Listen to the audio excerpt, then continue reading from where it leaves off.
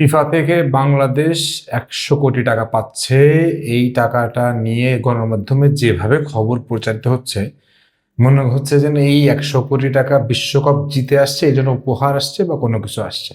এই 100 কোটি টাকার অনেক গল্প আছে, সেই গল্পটা আজকে জানাবো। গল্পটা আপনাদের পুরোটাই জানতে হবে, কারণ বাংলাদেশ ফুটবল নিয়ে যদি আমাদের আগ্রহ থাকে, বাংলাদেশ ফুটবলকে যদি আমরা আগায় নিতে চাই, সেই জিনিসটা আপনাদের জানা দরকার যে এই 100 কোটি টাকা কি, কোত্থেকে আসবে, কিভাবে খরচ করতে হয়, কিভাবে খরচ করতে হবে, কি কি করা যাবে, কি কি করা যাবে না। প্রথম শর্ত যেটা বলবো সেটা হচ্ছে এটা ফিফা ফরওয়ার্ডের টাকা, এবং এইটা সাধারণত ফিফা যারা যেসব ফুটবলিং নেশনসগুলো আছে উঠতে পারতেছে না, তাদেরকে এই ধরনের টাকা তারা দিয়ে থাকে। কিন্তু এই টাকাটা তারা একবারে দেয় না, এই টাকাটা দেয় তারা ধাপে ধাপে এবং বিভিন্ন প্রকল্পে। প্রকল্প আপনাকে দেখাতে হবে ফিফা কি ধরনের প্রকল্পে এই টাকাগুলো দিবে। প্রথমে তো মতো হচ্ছে ভালো করে টার্ফ নির্মাণের জন্য, টার্ফ সমৃদ্ধ মাঠ নির্মাণের জন্য সেটার জন্য টাকা দিবে। স্টেডিয়াম সংস্কার বা স্টেডিয়াম বানানোর জন্য টাকা দিবে। ফুটবল একাডেমি তৈরি করার জন্য টাকা দিবে। তারপরে হচ্ছে আপনার টেকনিক্যাল সেন্টার বানানোর জন্য টাকা দিবে। তারপরে হচ্ছে যে আপনার ফুটবল ব্যয় পরিচালনার জন্য, যেটা আমরা বিদেশ সফর বলি, আমাদের ফুটবল টিমরা বিদেশ সফর করে বা প্রীতি ম্যাচ খেলতে যায়, সেগুলোর জন্য সে টাকাটা ইউজ করা যেতে পারে। এই সকল বিষয়ে টাকাটা ইউজ করা যেতে পারে। আমাদের এখন টাকা দরকার। বাংলাদেশ ফুটবল এখন যে অবস্থা হয়েছে, তাতে আমাদের টাকা দরকার। কারণ বাংলাদেশ সরকারের এত সামর্থ্য নাই যে 100 কোটি টাকা ফুটবলে এখনই ঢেলে দিতে পারে। বাংলাদেশ ক্রীড়া পরিষদের বাজেটে তো 100 কোটি টাকা না, সেই টাকাটা তারা কিভাবে দিবে? সো বাংলাদেশ এই টাকাটাকে কিভাবে সঠিক ব্যবহার করতে পারে, দেখেন আমি আপনাদেরকে একটা উদাহরণ দিই। এই টাকাটা সালাউদ্দিন আহমেদের আমলে, সালাউদ্দিনের সময়, মানে যে প্রেসিডেন্ট ছিল এক্স, তার সময় প্রচুর তসরুপ হয়েছে, 9-6 হয়েছে, এবং এটা নিয়ে কিন্তু মামলা খাইছে। পরে তাবিতাও সাহেবকে এই মামলা টামলা টুইলে নিয়ে টাকাটা ছাড় করাইছিল, এবং পরবর্তীতে আবার টাকাটা আসা শুরু হয়েছে। তাহলে এই টাকাটা কিন্তু খুব রিস্কি প্রজেক্ট, রিস্কি টাকা। এই টাকাটাকে আপনি ইউজ করতে হলে আপনাকে অবশ্যই কোনো প্ল্যান দিতে হবে, যথাযথ পরিকল্পনা দিতে হবে, এবং সেটা সাবমিট করতে হবে। তারপরে সেটার স্ক্রুটিনি হবে, সেটা হচ্ছে অডিট হবে, তারপরে সে টাকাটা আস্তে আস্তে ছাড় হবে, এবং তারপরে দিন শেষে আপনি কি করছেন সেটা দেখবে, দেখার পরে সেই টাকাটার মূল ছাড়টা হবে। এই যখন অবস্থা, তখন আমরা বাংলাদেশ ফুটবল থেকে কি আশা করব, বাংলাদেশ ফুটবল ফেডারেশনের কাছে কি আশা করব? প্রথম যে আশাটা করতে পারি, আমাদের ফুটবলের যে মাঠটা সংস্কার হয়েছে ওইটাকে আরো একটু বেশি আধুনিকায়ন করা।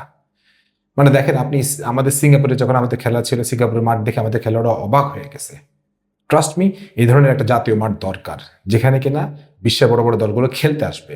একটা ভালো মাঠ না থাকলে তো পর্তুগাল, ব্রাজিল, আর্জেন্টিনা, জার্মানি, এই টাইপের দল আপনার এখানে ভিজিটও করতে আসবে না, খেলা তো দূরে থাক। তার মানে কি, আমাদের জাতীয় স্টেডিয়ামটাকে আরো আরো বেশি সমৃদ্ধ করতে হবে।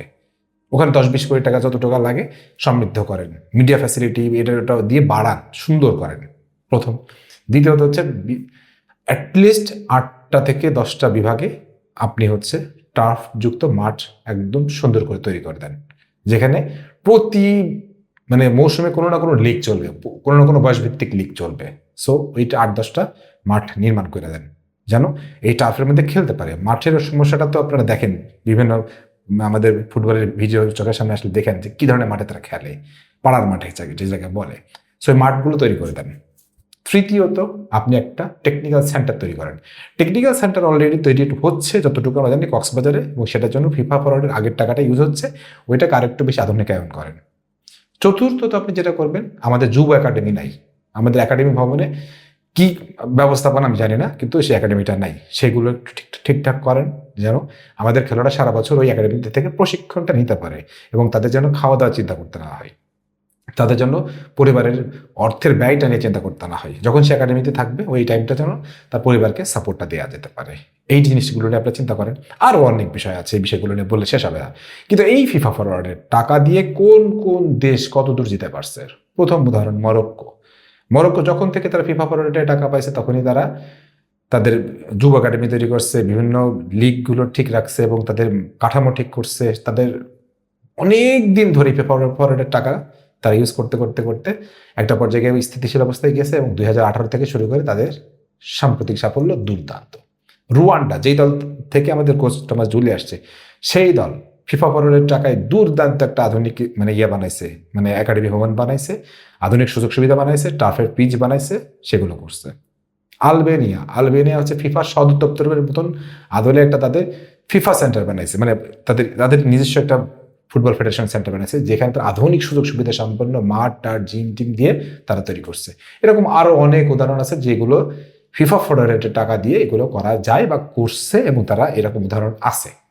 তো আমাদের ফিফা ফরওয়ার্ডের টাকাটা যখন আসে তখনই আমাদের বাফুফের কিছু কিছু লোকের জীবা লক লক লক লক করে যে ওখান থেকে যে 1 কোটি পাইতাম তাহলে মানে একটা এফডিআর করতে পারলে তো প্রতি মাসে 10 লাখ টাকা, মানে এই টাইপের একটা চিন্তা মাথায় চলে আসে সম্ভবত। না হলে এই ফিফা ফরওয়ার্ডের টাকাটা কোথায় যায়, কিভাবে খরচ হয়, এই জিনিসটা তো বাঙালি জাতি হিসাবে আমরাই জানতে চাই। মিডিয়া এই ব্যাপারে কথা বলে না কেন, জানতে চায় না কেন? সব এই ব্যাপারে জানতে চাইতে হবে, আমাদের প্রশ্ন করতে হবে। আমি প্রশ্ন রাখতেছি, ফিফা ফরওয়ার্ডের টাকা কখন আসবে, কিভাবে আসবে, কোন প্রকল্প আসবে, কিভাবে খরচ হবে, আপনি কি করবেন, সেই জিনিসগুলো অবশ্যই উন্মোচিত হইতে হবে। কারণ ফুটবলকে আর পিছাই রাখা যাবে না।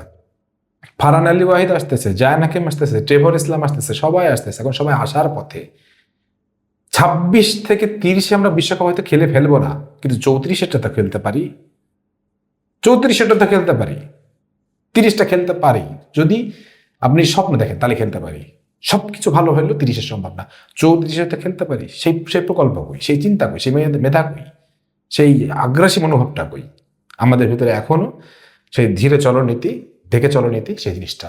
বাংলাদেশ ফুটবল নিয়ে আরো অনেক গল্প আছে, আরো অনেক কথা আছে, সেগুলো আরো বিস্তারিত ভিডিওতে আসবে। কিন্তু এই ফিফা 100 কোটি টাকা আসতেছে, এইটার প্রকল্প জানতে চাই, কোথায় খরচ হবে, কিভাবে খরচ হবে জানতে চাই। কিন্তু আমার মতামত, একাডেমি সেন্টার চালু করেন, তৈরি করেন, যুব একাডেমি তৈরি করেন, সারা বছর লিগগুলো চালু করেন, 8-10টা টার্ফের পিচ তৈরি করেন, এবং হচ্ছে যে স্টেডিয়ামটাকে আধুনিক সংস্কার করেন, এবং প্রত্যেকটা বয়সভিত্তিক দল খেলা যেন মাঠে থাকে, মাঠে খেলতে থাকে।